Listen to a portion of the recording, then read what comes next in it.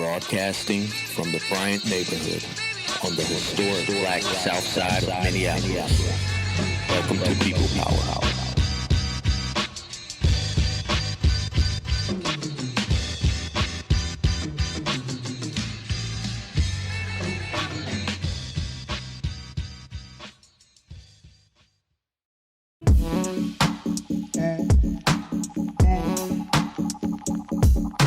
Welcome to People Power, speaking truth to power by bringing you voices from the grassroots. My name is Merjan, I'm your host, and thank you for joining me for a brand new episode.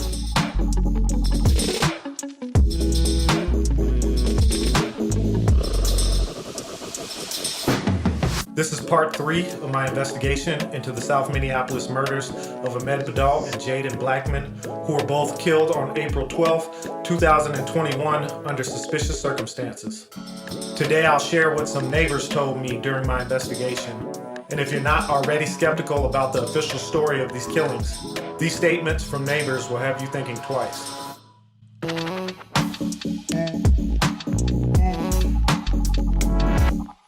The murders happened just 12 hours after Daunte Wright was shot and killed by Officer Kim Potter, which led to more protests across the Twin Cities, as well as looting on Lake Street, where the 3rd precinct was burned the previous year. Ahmed Badal and Jaden Blackmon were murdered within 2 blocks from where looting was happening on Lake Street. We know that Jaden Blackmon, Javon Knight, and some of their friends, all teenagers, were out looting the night Daunte Wright was killed by police.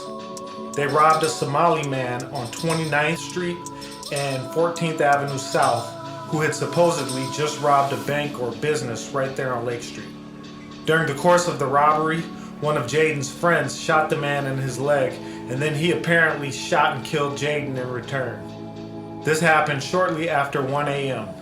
We know this because Jaden's friends called Jaden's grandmother and told her he was shot.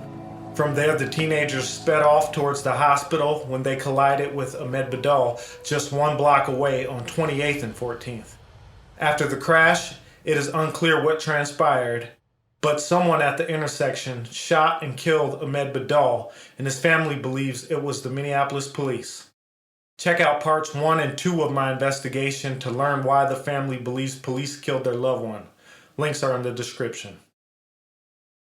A couple who lives on East 28th Street and 14th Avenue South, where the murders took place, spoke to me about what they saw that night. Neither of them witnessed the murders, but they did see the aftermath.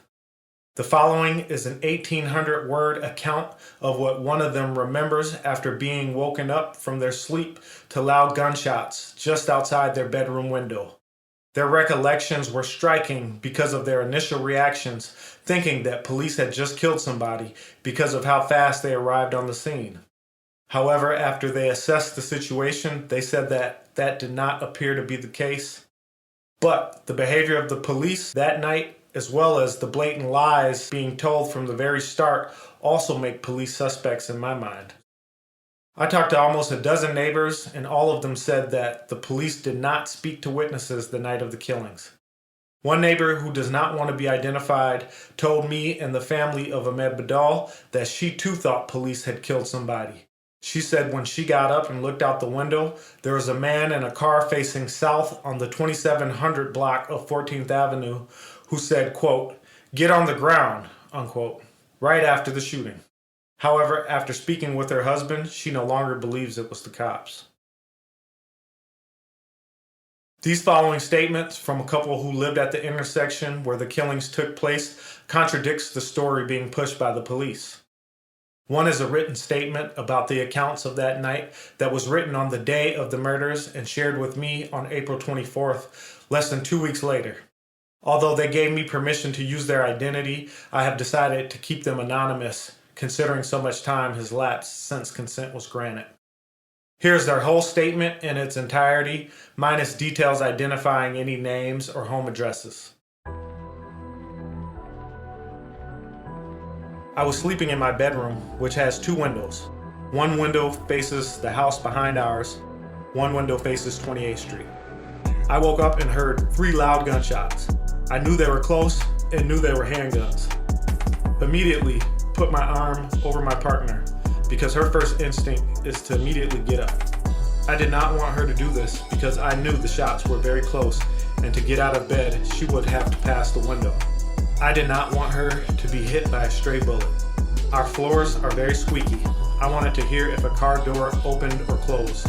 I listened very closely from bed because I could hear the sound of plastic dragging under a car. We get a lot of accidents at our intersection. I recognize the sound as like when a car gets hit and is rolling to a stop while dragging its bumper, etc. It sounded like the car passed directly under our 28th Street facing window.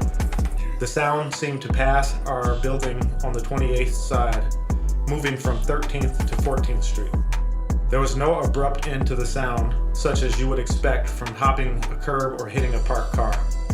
Once the car dragging sound came to a stop and there were no more shots, I saw flashing red police lights around the edges of our curtains. Blank got out of bed and left our bedroom. I hung back in the bedroom, slowly opening our blackout curtains on the windows facing 28th. I expected to see a car just below or just past our window. Because of the earlier dragging sound, I didn't think they could be far. When I looked out the window, I saw a mangled red car that had gone over the curb and was facing almost 180 degrees the wrong way in our neighbor Blank's yard. I remember thinking the car very nearly took out the fire hydrant and that for all the damage, I did not recall hearing a car crash and saw the very messed up white/silver car near the red car. Pics provided. A police sedan, weird because most cop cars in our area are SUVs, was pulled over, lights flashing, no sirens, in the bike lane on 28th. It was even with the house of our neighbors who lived directly across from us on 14th. I remember thinking, their fence is always getting fucked up, and now this. I hope their little girls aren't seeing all this. I saw a female officer running from the police sedan to the silver car with a large orange/red toolbox looking thing. I assumed this was a first aid kit. I said aloud to my partner, who was not in the same room, "Holy shit, I think the cops shot someone. I think they shot someone in Blank's yard." I did not see officers draw or holster any weapons. I got up and walked through the kitchen, intentionally noting the time on our stove clock, 2:03 a.m. I went back in our room and put on clothes. I looked through different windows in our dining, living, and sunroom. Our Blank has a 360-degree view of the corner. I did not see anyone emerging from the cars, nor could I make sense of which car had rolled to a stop given where they wound up, or the speed they had to have been traveling to leave tire marks and pop the curb. We see a lot of accidents in our corner. It's usually easy to tell who hit who from what direction. I could not figure this out. There appeared to be damage to parked cars on 28th Street between 13th and 14th Avenue, and also obviously damaged cars on 14th. That made it look like cars wrecked attempting to turn left on 14th from 28th. I thought it was very odd that the police sedan was parked on the bike lane on 28th. The red flashing lights I saw around the curtains in our bedroom appeared to have come from a police vehicle traveling on 14th from 27th towards 28th.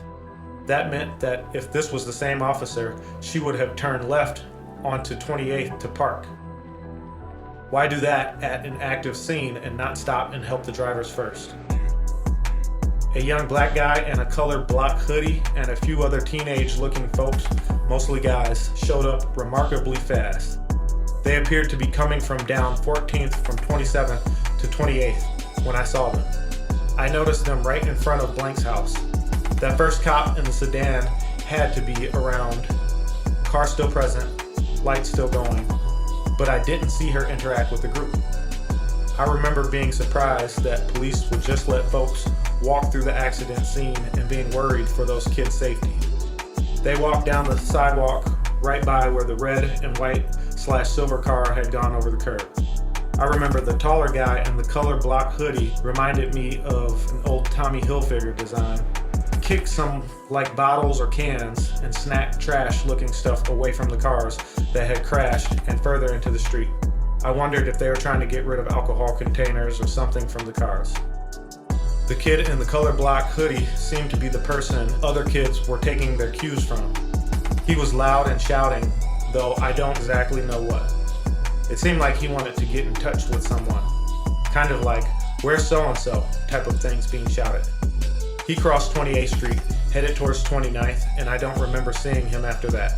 I checked the time again in our kitchen, 2:08 a.m. We texted our building neighbors at 2:10 a.m. More police vehicles started to quickly arrive. I remember thinking, where's the fucking ambulance? We live so few blocks from both a hospital and a fire station. I think 3 police vehicles responded before any ambulance, but I'm not sure. Things happened very quickly. Everyone used lights, but I don't remember any sirens. I assumed this meant that these people were dead. Every other cop car was an SUV except the first sedan. They quickly taped off the intersection with crime scene tape, and officers with blue-top rubber bullets in their belts and some riot-type gear, helmets, pads, fanned out to create a perimeter. A group of mostly black folks and largely youth, but including one older woman who had on a sleeping cap that looked like a rose-colored silk shower cap, came down the sidewalk on 28th. They circled the crime scene tape, asking what had happened and trying to get info from the officers on site. The one black officer I saw, who appeared to have some rank, stood in the middle of the intersection and directed other officers to position cars up 14th Avenue towards 29th to block off the street. He sent officers to block off the streets and create a larger perimeter in 3 directions. 28th is a one-way. He seemed very nervous about the arrival of probably 20-ish black folks on the sidewalk. One younger black woman, seemed like a teen, with a large graphic design in her shirt, started wailing almost immediately when she walked up. I guessed that she recognized the car. We opened our windows to better hear what police and people were saying to each other. The young woman started crying and shouting at police, though not physically threatening them or attempting to cross the scene tape. She had walked down 28th, crossed 14th, crossed back over 28th, putting her in front of the White House across 28th from our place. She was asking police where the people in the cars were. The older woman was near the wailing teenager, and I remember her saying, "We want answers. Tell us what's going on. These are our people, and you're not going to tell us nothing?" The wailing teenager, acknowledging that sounds awful, but it's how I can track, was crying. "They're trying to blame this on my brother." I remember being very confused and having a lot of feelings around that. It really stuck with me. She continued to sort of scream, cry, this repeatedly for what felt like hours, but was probably 20 minutes. At some point, she appears to have called her brother on speakerphone and cried loudly, "Unintelligible's dead, and they're going to blame you. They are blaming you." She cried so much she retched repeatedly. The older woman and others in the group she had walked over with tried to console her. She paced all along the area where the ambulance was, getting as close as she could without crossing the tape. She and others in the group asked to see the person in the ambulance, to know who it was many times. Police said no and demanded they keep away from the crime scene tape. This pissed me right the fuck off when later, cops welcomed reporters under the tape and were much more forthcoming in their answers on camera per the press conference video. Eventually, about 10-ish cop cars were in our immediate intersection. There was an all-black SWAT truck directly under our bedroom window. My partner and I decided to go downstairs. We stayed in the yard of our building. I snapped a couple of photos and texted with my sister, who is an EMT. I was curious about protocol for responding to an active scene because it felt like way more cops showed up than medics. While we were outside, probably 20 minutes total, we saw officers in the direction of 29th Street. I thought that was weird because I hadn't heard anything from that direction. There were several officers walking around with AR-15 style rifles, clips in, pacing our sidewalks. I hated to see this. We have a ton of English language learners on our block, and it seemed like late night confusion and being scared could wind up with our neighbors being hurt. Also, what the fuck? No one is trying to hurt you.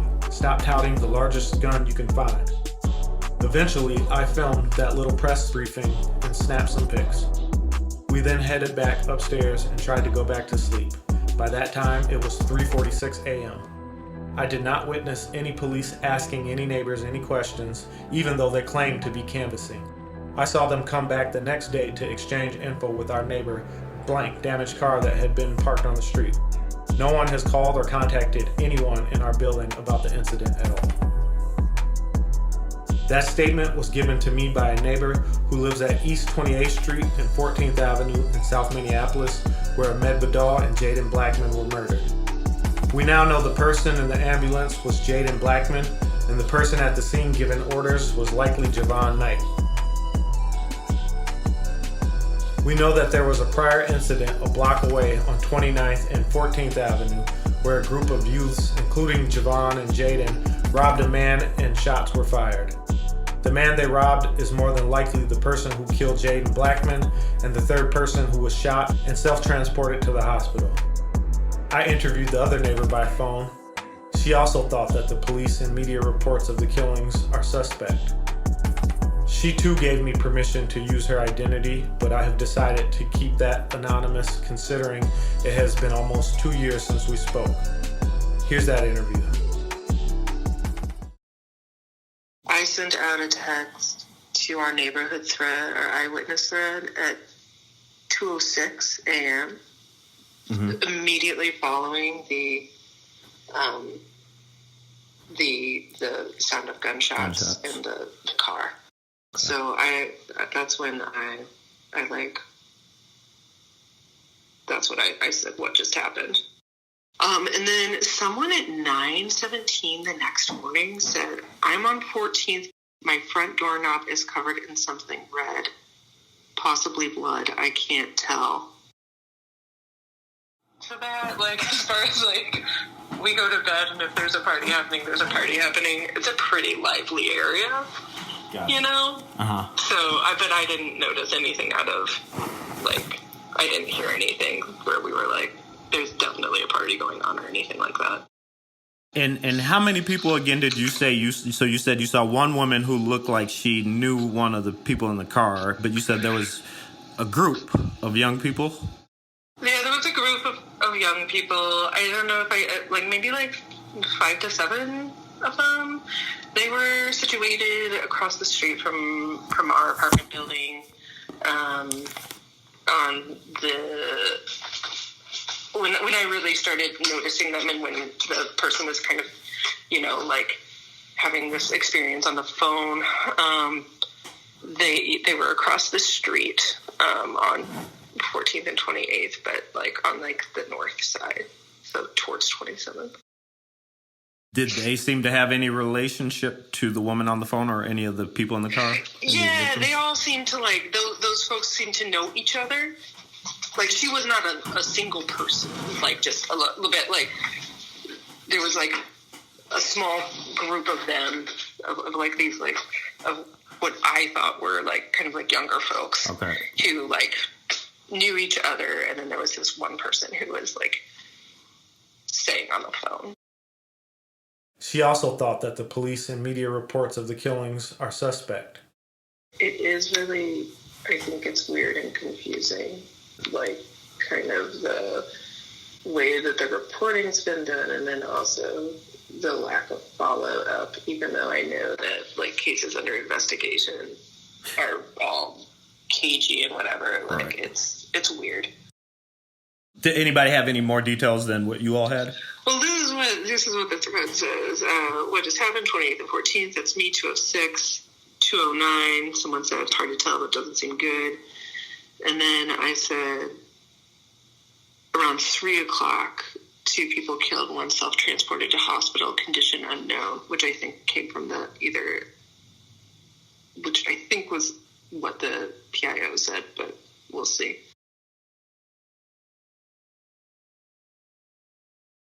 So again, every neighbor I spoke to said that police did not do interviews the night of the killings. However, you can hear the police spokesperson, John Elder, say in his on-the-scene press conference that Minneapolis police did canvass neighbors. Here's the MPD press conference at the scene of the shooting at 3 a.m. on April 12, 2021, where they lie about canvassing the neighborhood and speaking to witnesses. At 2:03 a.m.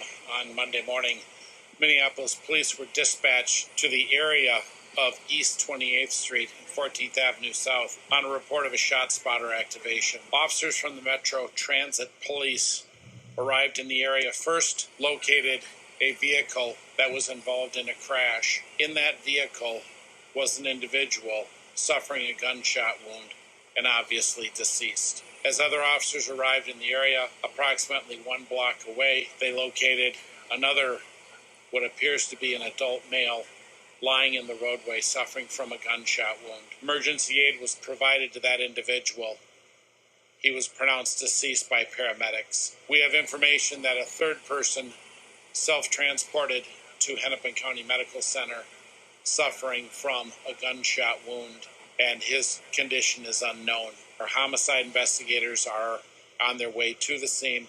Our crime laboratory is here documenting the scene and collecting evidence, and officers from both Metro Transit and Minneapolis PD are canvassing the area, speaking with people who may have heard or seen something. At this point, we have no one in custody, and this is a very open and active investigation.